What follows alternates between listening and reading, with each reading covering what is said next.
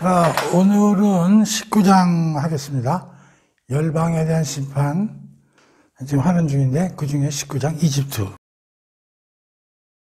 자, 읽어보면 이집트에 대한 주님의 심판의 말씀이다. 주께서 빠른 구름을 타고 이집트로 신속하게 가실 것이니 주님 앞에서 이집트의 모든 우상들이 두려워 벌벌 떨고 이집트 사람들이 간담이 녹아내릴 것이다. 자, 그래가지고 1절에서 심판 예고하시죠. 근데 이제 심판을 어떻게 하시냐면 쭉 읽어보면 세 개로 나눠서 하세요.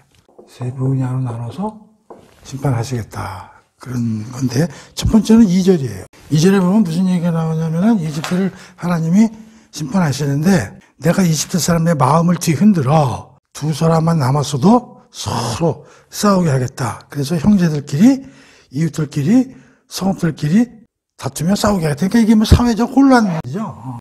사회적 혼란을 통해서 하나님이 심판하시겠다는 거예요. 그래가지고 둘만 모아도 싸움질하게 하겠다는 거예요. 형제들끼리, 가족에서, 이웃들끼리, 또 사회적으로. 그러니까 완전히 사회를 혼돈시키겠다 그런 얘기죠.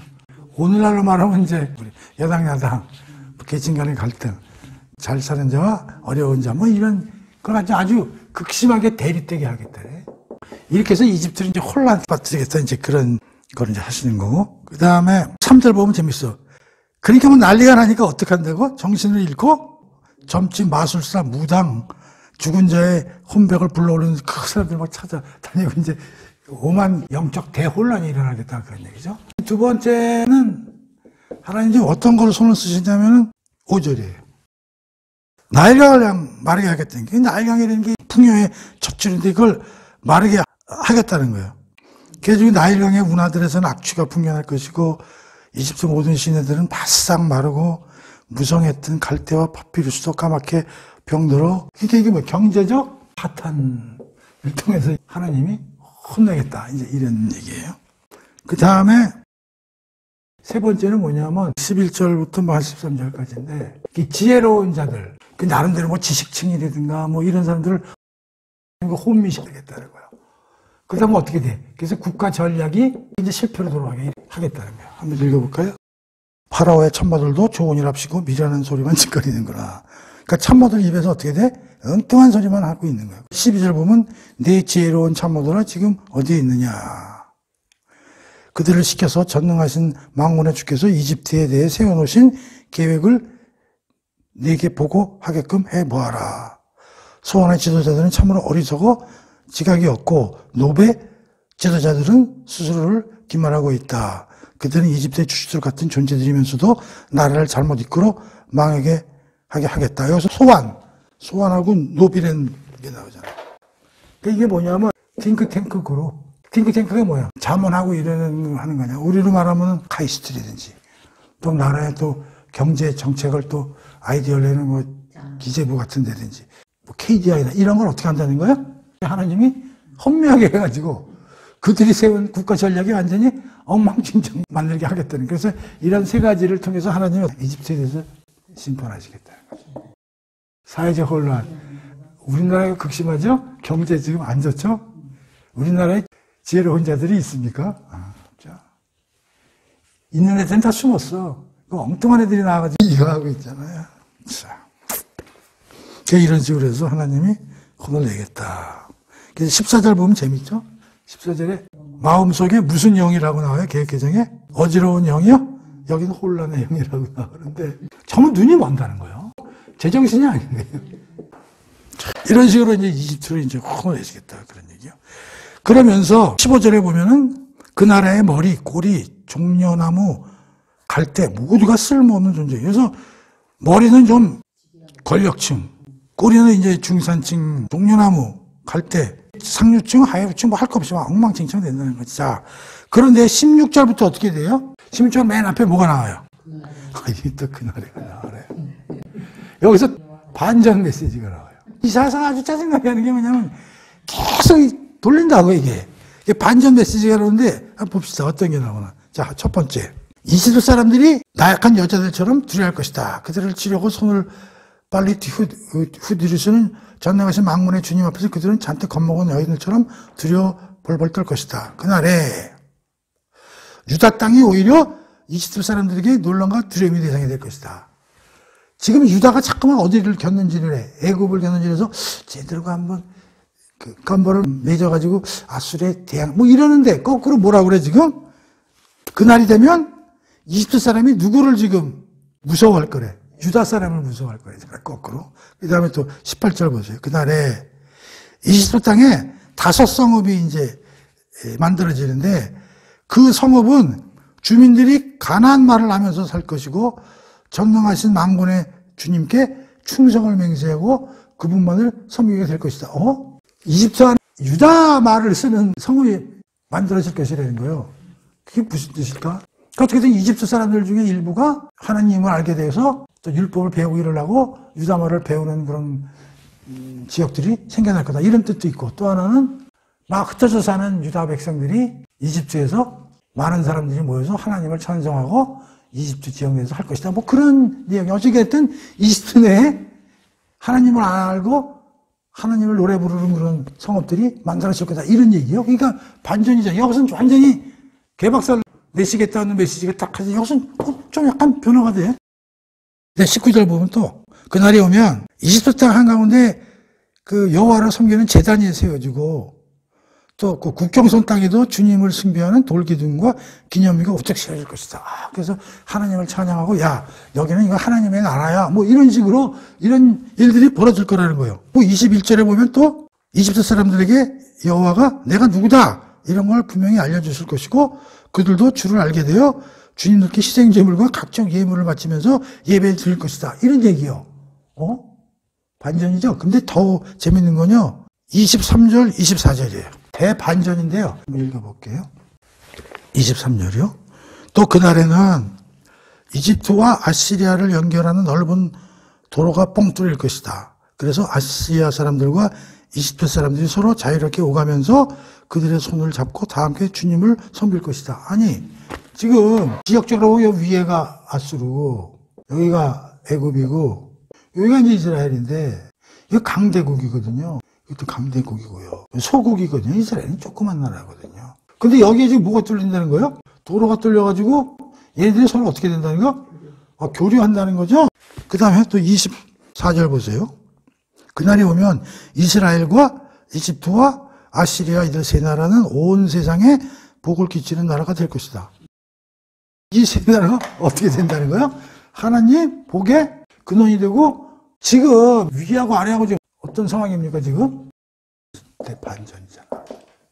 자, 이걸 어떻게 이해해야 되느냐. 그리고 지금 아수르하고 애굽은 이스라엘과 어떤 나라요?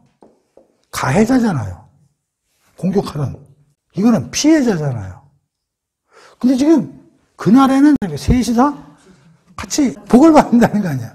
그래서 이집트의 심판 스토리를 보면서 이거 그냥 읽고 넘어갈 수가 없잖아요.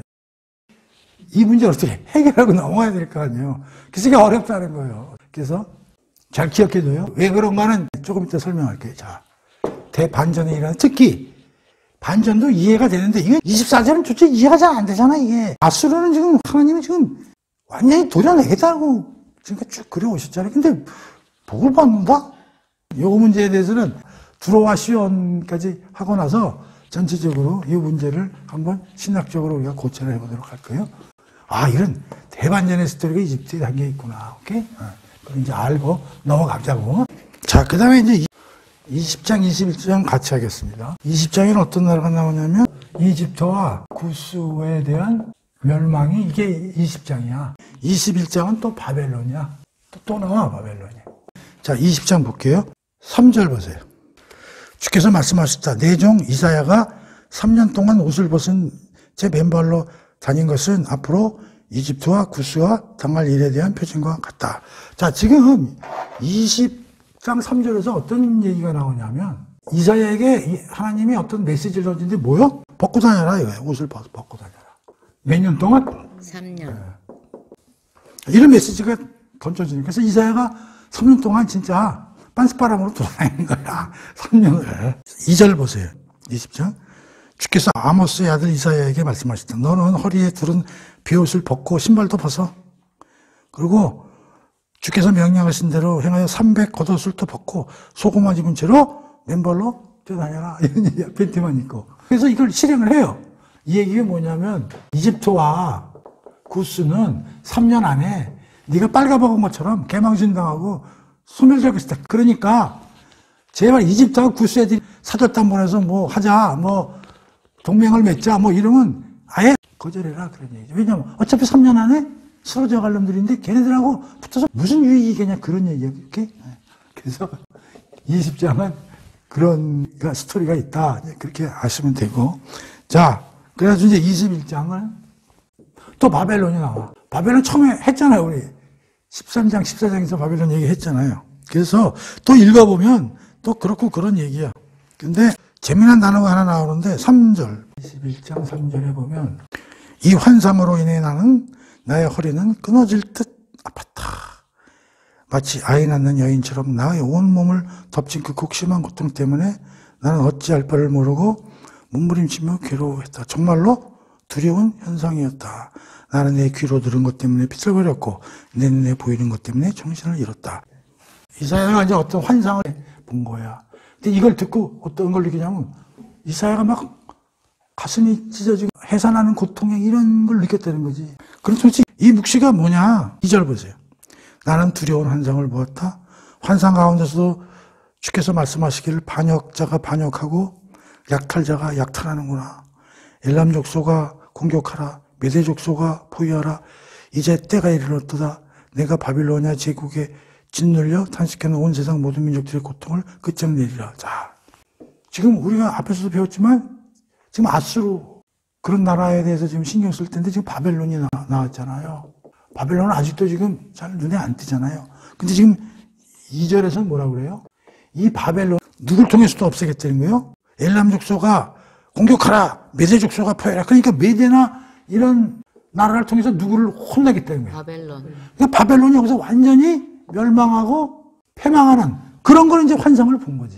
그걸 보면서 도대체 이사야는 뭔 생각을 했을까? 그래서 그걸 혹독한 계시를 받았다.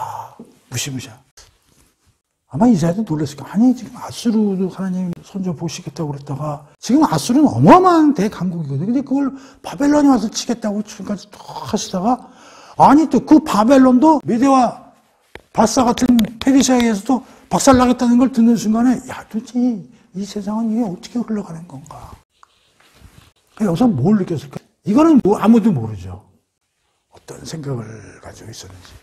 야 하나님이 보시는 시각, 하나님이 보시는 이 세상에 대해서 어떤 한 나라도 제대로 온전하게 살아남는 나라가 하나도 없구나. 와 진짜 소름 끼친다. 근데 저렇게 강국도 저렇게 무너지는데 자기네는 유다 백성을 보니까 한심하게 이럴 데 없는데 저 어마무시한 하나님 안에서 저거 견뎌낼 수 있을까? 그럼 유다는 어떻게 될까? 몸이 바삭바삭 떠는 거야. 그러한 환상을 봤다. 그런 얘기죠. 그래서 뒤에는 바벨론이 처참하게 혼나는 장면들이 21장에 쭉 실려 있기 때문에 읽어보지 않겠다는 거예요.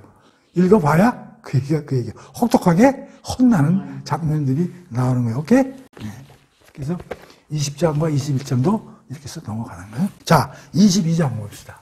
22장은 어떤 나라에 대한 또 메시지가 나옵니까? 그 예루살렘에 대한 얘기예요. 이것은 환상의 골짜기 곧 예루살렘에 대한 주님의 말씀이다. 이 환상의 골짜기라는 게 예루살렘을 상징하는 거라는 거예요. 그 예루살렘 큰 골짜기 산 4개 둘러싸여 있대. 지대가 높아가지고 골짜기에 있다는 거죠. 그래서 보면은 이 골짜기가 뭘까 찾아봤더니 이렇네. 이건 뭐 그냥 동쪽에 있는 골짜기 이름이 기드론 골짜기래. 그리고 서쪽에 있는 게 기혼 골짜기고 남쪽에 있는 게 흰놈 골짜기고 북쪽에 있는 게 여호사밧 골짜기. 이렇게 4개 골짜기 이렇게 둘러싸여 있다. 이 흰놈이라는 건 이건 쓰레기장 뭐 이런 거죠. 지옥이나 음부를 뜻하는 이런 용어로 이제 많이 써요. 흰놈. 그런 뜻이라는 거예요. 1절에 보면 너희에게 어떤 변고가 일어났기에 모두들 지붕 위로 올라가 있느냐. 자, 근데 희한하게 여기서 무슨 얘기를 하면 지붕 위에 올라갔다. 사람들이 지붕 위에 이제 왜 올라갔냐 이런 얘기죠. 자, 이게 그 이스라엘 사람들 가옥이 구조가 이제 지붕 위가 널찍하고 그런가 봐. 이제 거기들 올라간 사람들이 막 웅성웅성대고 막 여기 보면은 흥청망청 떠들어도 소리들이 막 들리는 거야. 그래서 왜 올라가 있는가 보니까 이제 이게 이때를 얘기하는 거 아니냐. 이제 한 701년 정도에 아수르가 침공을 하는데, 이때 이제 히스기야나 이제 기도를 통해서 이게 물리치는 거야. 아수르가 이제 어떻게 돼? 패퇴를 하게 되고, 하룻밤에 18만 5천 명이 죽어나가는 이러한 일들이 이제 벌리는 거야. 그러니까 이스라엘 백성들이 겁에 질려 있다가 그 소식을 들은 거야. 야, 아수르가 망해가지고 도망도 안 된다. 그러니까, 그래. 그래서 올라가가지고 뭐 구경하는 거야, 구경하는 거. 와, 진짜네. 소문만 들었는데, 저것들이 진짜 철병하네? 폐잔병으로 도망가네? 그래서 막 기뻐해가지고 박수치면서. 근데 이 도망은 가지만 많은 사람들이 이제 죽거나 이제 다친 거지. 예루살렘도 엄청나게 피해를 입은 거지. 46개 성이 다 도륙당하고, 겨우 예루살렘 그 성만 남아가지고 지키다가 그냥 하나님의 은총으로 이런 일이 벌어져서 얘네들이 이제 도망가는 18만 명, 5천만 명이 하루아침에 죽어버리고 도망가는 이런 일들이 벌어진 거죠. 그러면서 하나님이 이제 2절, 3절 같은 이런 메시지를 하는 거예요. 많은 사람이 죽었는데 니들이 전쟁하다 죽었냐. 겁먹어가지고 활 한 번 쏘지도 못하고 니들끼리 서로 치고받고 도망가다 이러다 죽은 거 아니냐 이런 얘기야. 진짜 전쟁 한번 제대로 해봤냐 이런 얘기야. 근데 지네 겁먹고 말이지 자중질환으로 죽은 거지 니네들이. 다시 말하면 니들이 영적 상실을 당해가지고 그래서 니들이 그 수많은 사람들이 죽은 거지. 제대로 싸움이나 하고 죽은 줄 알아? 이놈들아? 이제 그런 얘기야. 그러면서 도망가는 거 저거 누가 지금 저렇게 도망가냐. 니들이 싸워서 지금 쟤네들이 도망가는 거요? 내가 한 거 아니야 내가. 지금 그렇게 야단을 치신 거지. 그러면서 이제 5절 6절에 보면은 이런 얘기가 나오는 거죠. 엘람 족속은 군마가 끄는 전차를 타고 활을 쏘아대며 기르 족속은 방패를 꺼내 들었다. 너 예루살렘의 아름답고 기름진 골짜기에 제 대적들의 군마와 전차들로 가득 찼고 모든 성문들 앞에서 원수들의 기마병들이 진을 치고 있었다. 이게 뭐냐면 저 아수르 애들 있지? 이제 앞으로 전쟁이 일어나는데 박살날 거야. 바벨론한테. 여기서 누가 나오냐면 엘람 족속, 기르 족속. 이 엘람 족속들은 용병이에요, 용병. 바벨론의 용병. 용병이라는 뜻이 뭐예요? 돈 주고 사와서 전쟁만 특히 잘하는 애들을 용병이라 그래. 응? 그리고 기르 족속은 뭐냐면 찾아보니까 공성전에 능하다네. 공성전이 뭐야? 옛날에는 성이 있잖아. 쫙 성. 이제 그 쳐들어오는 애들은 성을 격발하는데 성이 높아 안 높아? 그리고 우리 사극 같은 거 보면 성 위에 있는 애들은 계속 거기서 막 기름 붓고 막 돌 떨어뜨리고 막 화살 쏘고. 근데 여 밑에 있는 애들은 사다리 쭉 올려가지고 막 올라가서 쓰러지고 막 올라가서 쓰러지고. 그러니까 그 성을 쳐보시는 1등 싸움꾼이 뭐요? 공성전이라는 거. 그러니까 이 공성전이라는 거 그 성 때려보셨는데 아주 주특기를 가진 그런 게 이제 기르 족속이고, 엘람은 이제 워낙 싸움을 잘해서 데려온 거야. 어떤 다른 데에서. 그렇게 해서 이제 전쟁이 일어나고 치열하게 이제 아수르도 바벨론하고 붙어서 이제 혼날 거다 그런 얘기야. 그런데 8절 보시면 그런 메시지에 대한 그 예루살렘 백성들의 반응이 나와 있는데 뭐라고 나와 있냐면, 너희는 가위성이 곳곳이 무너져 내린 것을 알아차렸고 호둥지른 아랫못에 물을 저장하였다. 너희는 또 예루살렘의 모든 가옥들을 조사하고 더러운 집을 헐어서 그 재료들로 성벽에 무너진 데를 보수하기도 하였다. 그 다음에 너희는 두 성벽 사이에 저수지를 만들어 이 못에다 물을 끌어대기도 하였다. 그러나 어리석은 백성들아, 너희는 이런 일을 행하신 주를 바라보지 않았고 오래전부터 이런 재앙을 기획하심을 찾지 않았다. 자, 이게 뭐냐?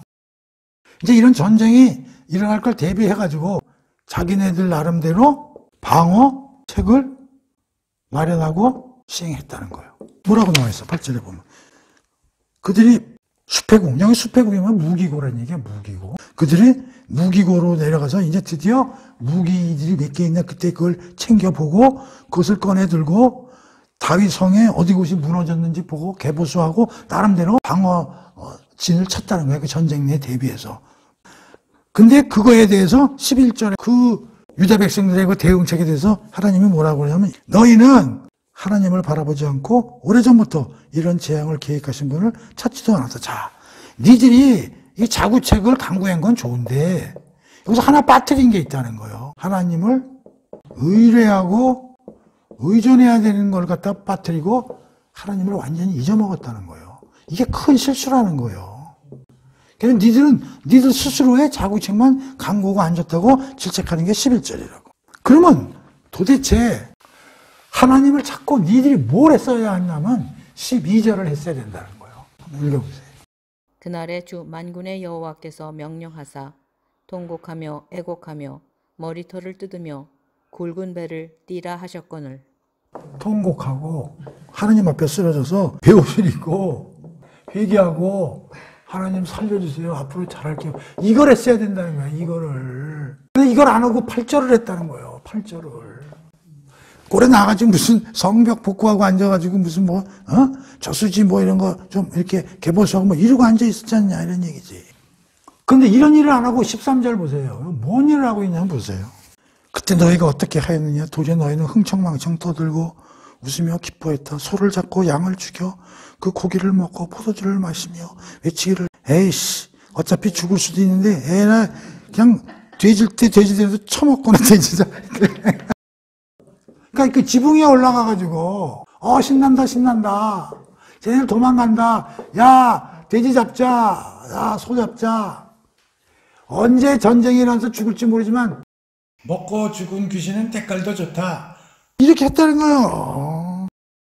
그래서 결론이 뭐냐? 14절에 나오는 거예요. 14절에 뭐예요? 나는 죽을 때까지 너희들을 용서 못하겠다. 야, 내가 어떻게 용서를 하냐? 그러니까 이게 지금 결론은 이제 하나님을 잊어먹었다는 거죠. 그럼 얘네들이 기뻐하고 잔치 벌리고 그랬는데 던지는 메시지 뭐냐? 니들 뭐를 기뻐하는가? 그러니까 이건 우리한테 주는 교훈이 뭐냐? 무엇을 기뻐하는가? 얘들 뭘 기뻐했어? 아수르의 퇴각을 기뻐한 거죠.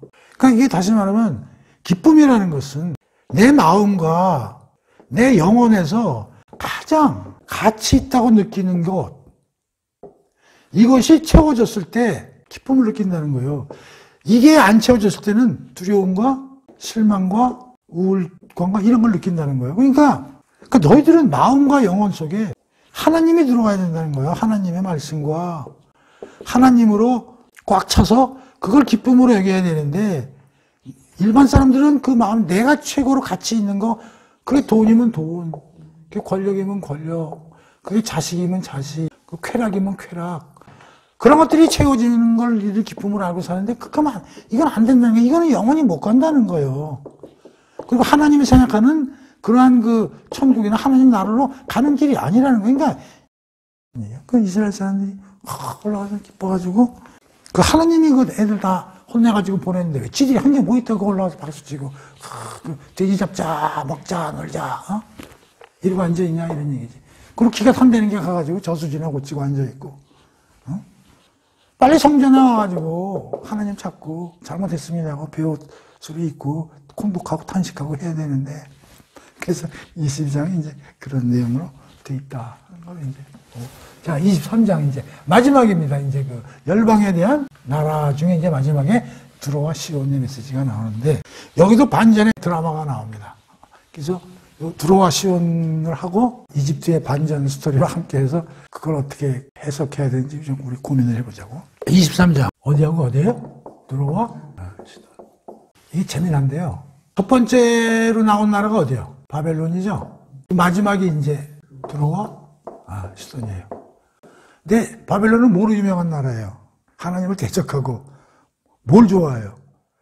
힘을 좋아하고 전쟁을 좋아하고 강함을 좋아하고 그러잖아요. 근데 두로와 시는 완전히 돈이에요, 돈. 그러니까 힘으로 시작하는 데서 어디로 끝나요?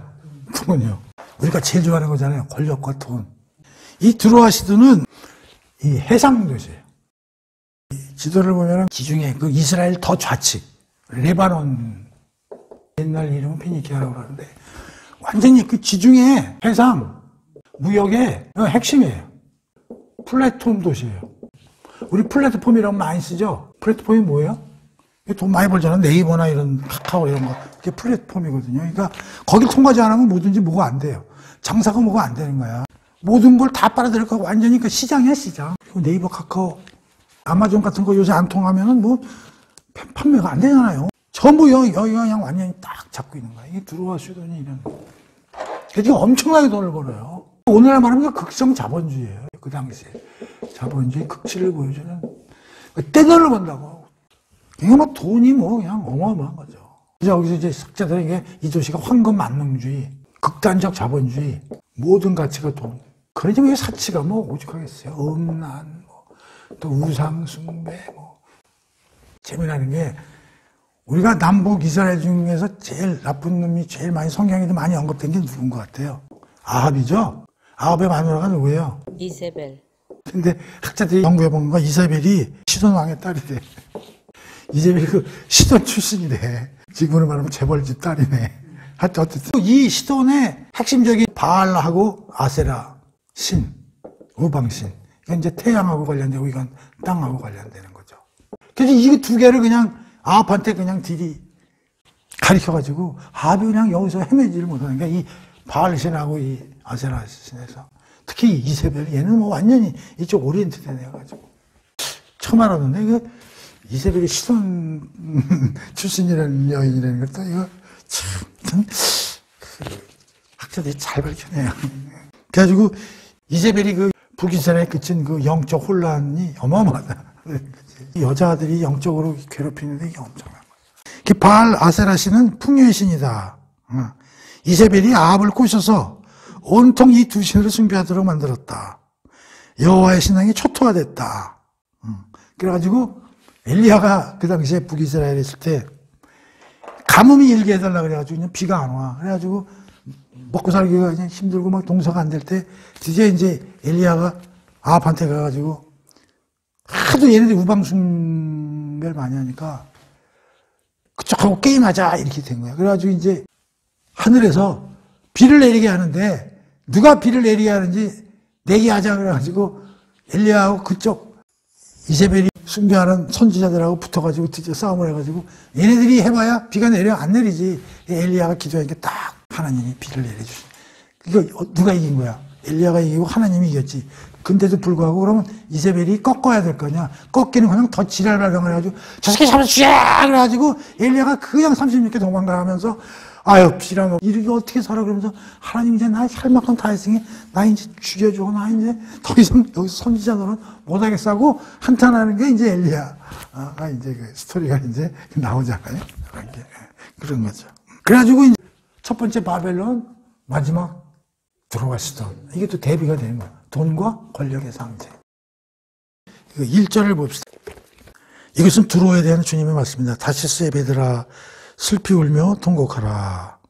두로가 망하여 황폐해졌으니 이제 너희가 돌아갈 쉴집도 항구도 다 없어지고 말았다. 그렇다 너희가 기띔섬에 서투른 두로와 패망 소식은 모두 사실이다.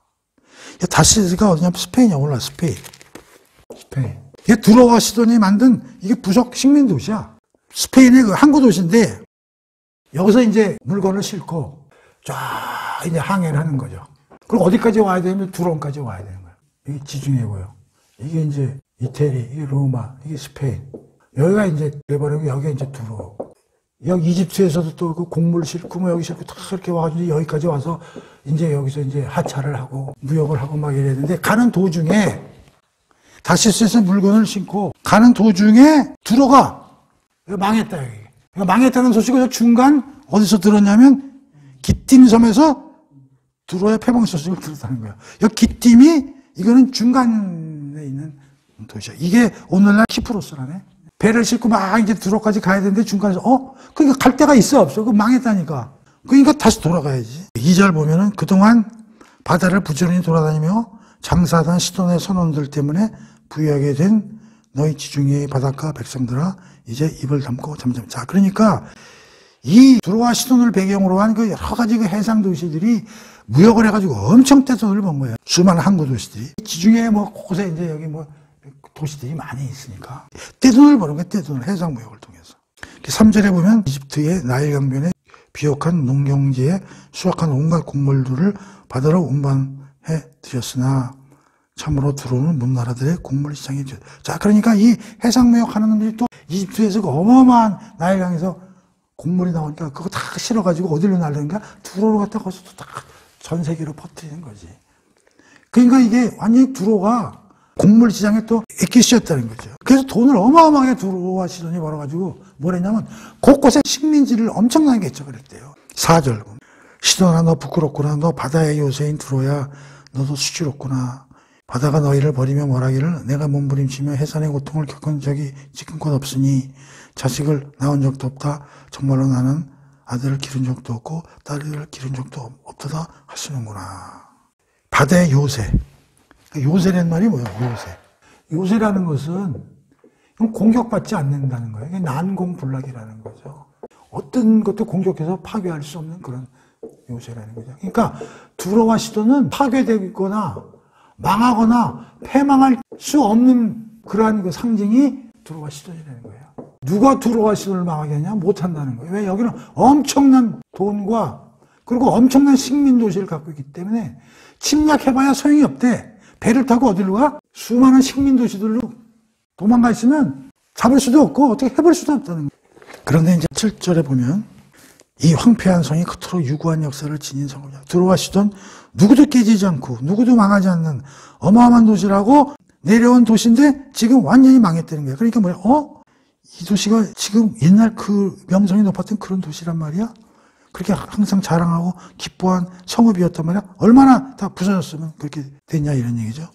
8장 누가 두로를 이처럼 멸망시키기로 계획을 세웠느냐? 이 식민지의 무통치자들에게 왕관을 씌워주던 두로, 떵떵거리며 큰소리치던 귀족 같은 두로의 상인들, 세상의 모든 사람들에게 널리 알려진 두로의 무역상들, 그런 두로를 향해 이렇게 엉망진창으로 만들어 온 사람이 과연 누구란 말이냐? 그러니까 이 두로는 어마어마한 식민지를 개척했고 그 식민지의 왕들을 두로가 다 지정해서 꽂았고 또 이 배에서 상업을 하는 상인들이 그 식민지에 가서 다 귀족 노릇을 하고 높은 자리를 다 차지하고 그랬던 거예요. 누구도 두로와 시돈을 손대지 못할 그런 명성을 날렸는데 야 그런 두로를 향해 이렇게 엉망진창으로 심판 내린 그분이 과연 누구냐? 누구야? 하나님이지. 그러니까 결국 다 망한다는 거예요. 그래가지고 이제 이게 어떻게 망하냐면 바벨론에 느부갓네살이라는 친구가 들어와가지고 두로를 완전히 숫대밭을 만들고 숫대밭을 만들면 얘들이 어디로 도망간다 그래서 배 타고 식민지로 막 도망가잖아. 그러니까 여기에 13년을 갖다 군대를 점령을 시켜가지고 걔들이 못 돌아오게 하는 거야. 못 돌아오게. 여기 애들 못 빠져나가게 해가지고 완전히 그냥 봉쇄해버리는 거지. 그렇게 해가지고 이제 망하게 했다. 이제 역사적으로 이제 그렇게들 얘기를 하는 거예요. 그 누가 망하겠냐? 하나님의 손길이 나니까 그렇게 됐다. 그런 얘기죠. 그들도 결국 그 사치와 탐욕, 우상숭배로 망한 거지. 12절 보면은 주께서 바다 위로 손을 뻗치시어 세상의 문나라를 뒤흔들어 놓으셨다. 그런지 가나안 땅에 페니키아의 요새들을 무너뜨리려고 명령을 내리시면서 그래가지고 쭉 혼을 내뜬 거고 쭉 내려가는 거예요. 자, 그래서 여기서 이제 핵심은 뭐냐면 그 엄청난 부를 가지고 권력과 사치를 누렸던 두로와 시돈도 하나님의 손에 의해서 혼났다. 자, 그런데 여기서도 반전이 생겨요. 여기서 또 반전의 메시지가 나오는데, 자, 그게 몇 절에 나오냐면요. 12절 보세요. 그렇다. 한 임금의 수명인 70년의 세월이 흐르면 주께서 두로를 다시 70년 후에 회복시키실 거래요. 두로를 다시 돌아보실 것이다. 그러면 두로는 예전처럼 다시 창녀 노릇을 할 수 있을 것이고 세상 모든 나라를 상대로 부지런히 제 몸을 팔아 많은 돈을 벌 것이다. 그러나 18절 두로가 그렇게 몸 팔아 장사해서 벌어들이는 많은 돈은 모두 구별되어 주님께 바쳐짐으로 결국 주님의 몫이 될 것이다. 두로는 바다 무역을 통해 얻은 그 수많은 소득을 결코 자신의 몫으로 간직하거나 쌓아둘 수 없을 것이고 도리어 그것들은 주님을 섬기는 사람들에게 돌려줄 것이다. 그러면 주님을 섬기는 사람들은 그 돈으로 맛있는 음식을 배불리 먹고 좋은 의복을 마음대로 사는데 사용될 것이다. 반전이 일어나죠? 다시 어떻게 돼? 부를 축적하고 근데 과거와 다른 게 뭐예요? 이거를 어디를 위해 쓰겠다는 거예요? 하나님 일, 이웃, 국가, 국민들을 위해서 이 돈은 쓰여질 것이다라는 대반전의 메시지가 등장한다는 거예요. 자, 그래서 지금까지 13장에서부터 23장까지의 바벨론부터 여러 가지 모압으로 시작해서 두로와 시돈까지 쭉 얘기가 됐는데 바벨론의 그 강력한 권력으로부터 시작해서 마지막 돈 숭상하는 그것까지 하나님이 전부 손을 보시는 얘기가 나오는데 그런데 반전의 스토리 이것 때문에 읽는 사람들이 헷갈린다는 거야. 특히 이집트와 두로아시돈. 그래서 이 문제를 해결을 안 하고 넘어갈 수가 없잖아요. 그렇죠? 물론 우리가 1장 12장까지에서도 심판과 회복이 반복됐다고. 물론 주된 건 심판을 위주로 했지만 회복이 계속 중간에 들어갔고 다시 앞으로 좀 돌아갈 수밖에 없는데 2장 2절에서 4절까지 그 다음에 9장 1절에서 7절까지 그 다음에 11장에 1절에서 14절까지 전부 이게 회복의 메시지를 보여주고 있단 말이에요. 물론 심판과 더불어 얘는 이제 메시아에 대한 메시지도 첨부되면서 그러면서 이제 13장에서 27장까지 중에 지금 23장까지 11개 장에 대해서 지금 우리가 공부를 했는데 특히 이집트와 두로아시돈 이 두 개에 대한 심판 메시지 속에서 대반전 메시지가 들어가 있다 이런 얘기죠. 근데 이 반전도 두로아시돈은 그렇다고 해서 이집트는 지금 도대체가 뭐냐 이거야 도대체. 아수르하고 애굽하고 무슨 이스라엘이 뭐 전부 다 하느님의 복을 받는다고 그랬는데 야 이게 그래서 그동안에도 많이 생각을 했지만 한번 얘기를 해보자 이런 얘기죠. 그러니까 도대체 여기서 심판과 구원 또는 회복 관계가 뭐냐. 이제 이 문제가 이제 신학적으로 굉장히 어려운 이 두 문제가 과연 어떤 생각을 갖고 지금 하나님이 일을 하시는 거냐. 이걸 우리가 다시 한번 생각해 봐야 되겠다. 그런 얘기죠. 우선 첫 번째 생각해 볼 수 있는 게 우리가 구원, 심판. 대부분이 이제 이런 용어를 쓰는 거예요. 구원, 심판. 근데 사실은 이게 오해의 여지가 좀 있다. 이런 얘기죠. 오해의 여지가. 그래서 이렇게 쓰지 말고 구원은 여기는 두 가지 요소가 함께 있다. 이런 얘기죠. 하나는 뭐요? 신원과 하나는 뭐요? 심판.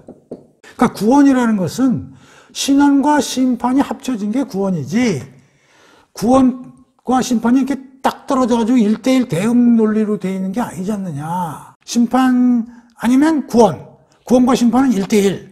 이렇게 생각하면 하나님은 구원도 하시고 심판도 하신다. 이렇게 생각이 되는데, 이렇게 생각하면 이건 하나님은 구원이 목적이다. 그런데 이 구원으로 가는 데는 신원이라는 것과 심판이라는 게 두 개가 함께 가는 거다. 신원은 뭐냐면 우리가 하나님께 이거 해주세요. 우리 힘들어 할 때 하나님이 그걸 용납하시고 그걸 들어주시는 건 신원이라는 말로 표현을 하고 심판은 징계 때리는 걸 심판으로 얘기를 한다. 그러면 진정한 구원이라는 것은 이 두 개가 같이 함께 가는 것이지 구원 따로 심판 따로 이렇게 가는 게 아니다. 뉘앙스가 달라요.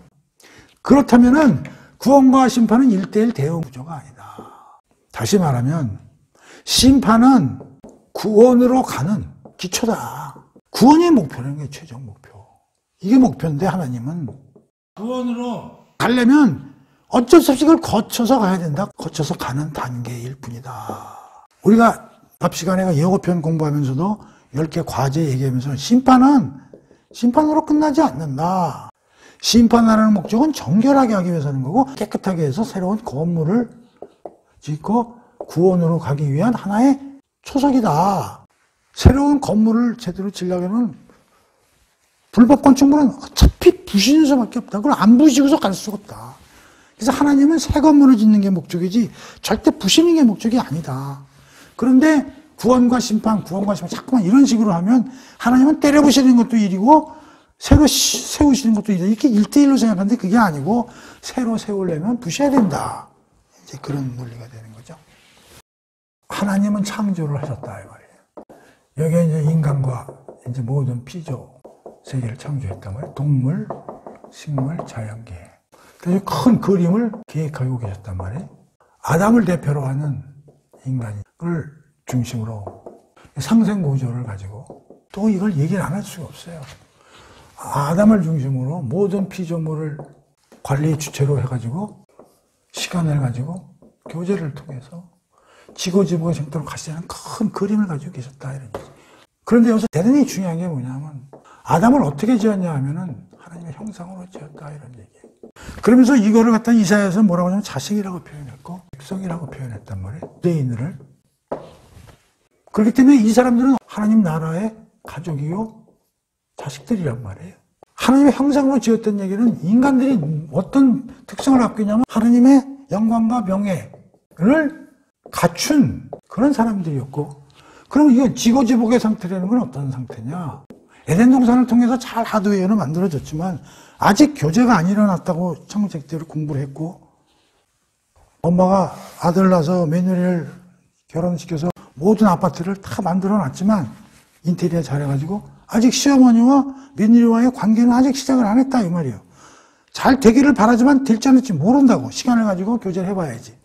그래서 하나님이 생각한 이 지고지복의 상태라는 건 뭐냐면 기쁨이 넘치고 평화롭고 충만하고 영생으로 가는 이러한 지복지복의 상태라는 거지. 다시 말하면 기쁨은 뭐냐면 슬픔이 없고 평화, 압박과 억압이 없고 충만, 모자람이 없는, 또 사망이 없는 이러한 상태로까지 끌고 가기를 하나님이 큰 그림을 세웠다 이런 얘기죠.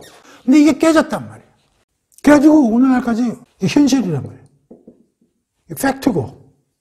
그러니 이 속에서 지금 어떤 일이 벌어지냐면 이게 다 깨졌으니까 슬픔과 억압과 모자람과 사망이 모든 걸 휘젓는 이러한 세상 속에서 우리가 지금 살고 있는 거다 이런 얘기죠. 그런데 하나님이 큰 그림을 포기한 적이 없다 이 말이에요. 나는 이거를 회복시키겠다. 근데 어떤 회복이냐? 에덴 동산 만들었을 때 플러스 지고지복의 상태까지, 그때는 못 가봤지만 나는 이것까지 생각하고 지고지복의 상태로까지 나는 끌고 가겠다는 게 하나님의 생각이고 하나님의 계획이라는 거예요. 이걸 하나님 포기한 적이 없어요. 그런데 지금 현실은 어떠냐? 전쟁과 억압과 멸망과 어둠 이런 상태에 지금 있는 상황이라 이런 얘기죠. 그런데 하나님이 이리로 가겠다는 거예요. 근데 애들은 지금 이리로 가고 있어. 하나님이 잊어먹고 이스라엘 사람들이 이리로 가고 있는 거야. 오라고 해도 안 와. 여기서 하나님이 생각하는 게 뭐냐면 우리가 얘기했지만 우리가 아무리 갓단을 가려도 태양은 비춘다 이런 얘기지. 니들이 아무리 개판을 쳐도 난 이리로 가겠다. 그럼 어떻게? 그래서 여기서 누구를 보내느냐? 예수를 보낸단 말이에요. 보내달라고 해서 보낸 게 아니에요. 이스라엘 놈들이 뭐 하나님 보내주세요. 아들 보내주세요. 그냥 하나님이 보낸 거야. 근데 얘네들은 왜 보내는지를 몰라. 예수가 왜 왔는지. 하나님은 여기를 통해서 일로 보내시겠다는 뜻이 있지만 얘네들은 모른다고. 그러니까 이게 죽여요. 죽이잖아요. 하나님의 뜻은 예수를 보내서 이를 다시 회복시키겠다는 생각이 있지만 죽여버렸으니까 그거 끝장난 거죠. 아니 구원하겠다고 예수 죽어버렸어. 자기가 구원하겠다고 했는데 본인이 죽어버렸는데 최악의 상태가 벌어진 거죠.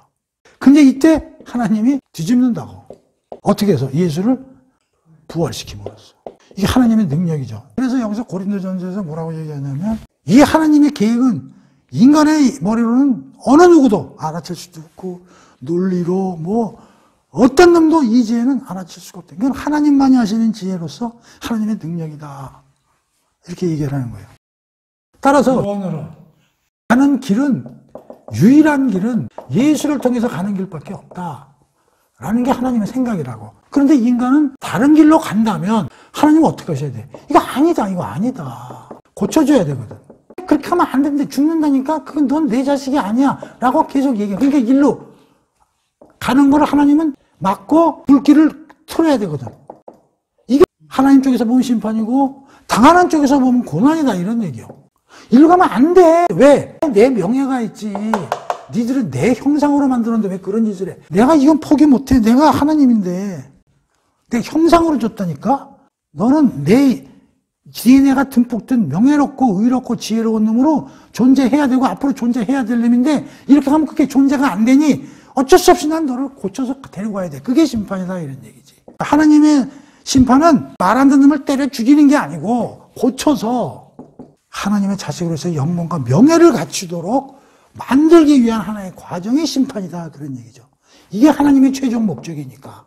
따라서 이집트가 됐든 두로나 시돈이 됐든 왜 하나님이 저렇게 야단을 치면서 반전 메시지를 던지느냐. 이게 내 목적이라는 걸 보여주시는 거지. 이스라엘은 하나님을 외면해서 잘못했고 아수르나 애굽은 너희들을 겁박하고 가해자로서 잘못했고 피해자인 너희도 하나님을 버리고 조맞고 다녔으니 잘못된 거다. 양쪽을 다 박살내겠다. 그러나 복을 받는 나라로 내가 뒤집어 만들겠다는 게 여기 이사야서에 나오는 메시지인데 그럼 그걸 어떻게 뒤집느냐? 말이 되느냐? 말이 안 되지 않느냐?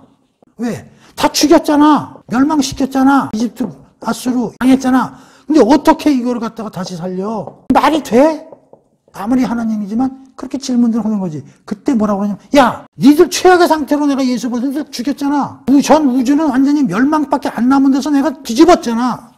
살림으로써. 내가 뒤집는다니까? 이집트? 아수르? 내가 뒤집어서 이런 기쁨과 평강과 충만과 영생이 넘치는 그런 나라들로 내가 뒤집어 만든다니까?